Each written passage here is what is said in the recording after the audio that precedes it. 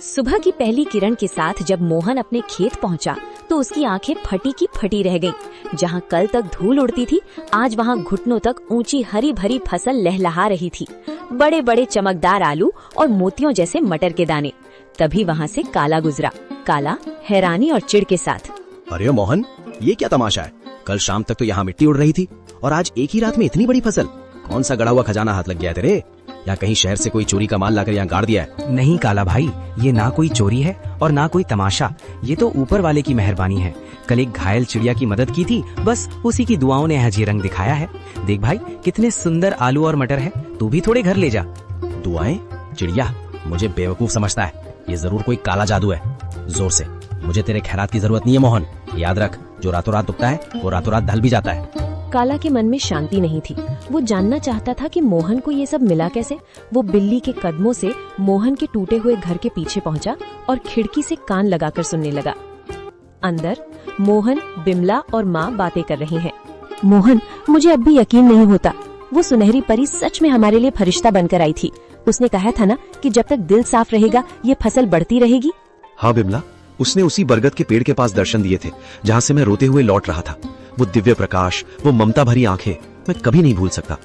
काला भाई को शक हो रहा था, पर उसे कैसे समझाऊं कि ये सब दया का फल है।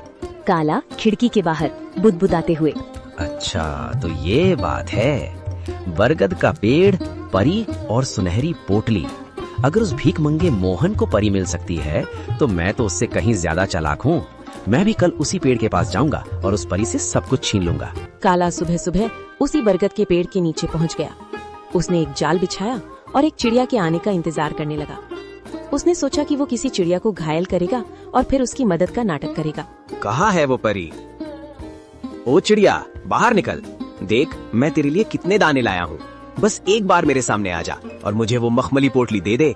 मुझे आलू मटर नहीं, मुझे सोना चाहिए, चांदी चाहिए।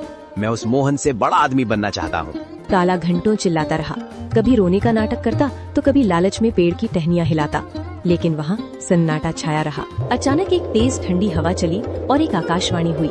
काला, प्रार्थना हृदय से की जाती है, लालच से नहीं।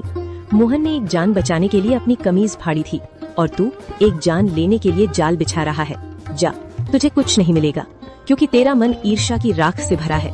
लालच की फसल कभी मीठी नहीं होती। नहीं, ये नाइंसाफी है।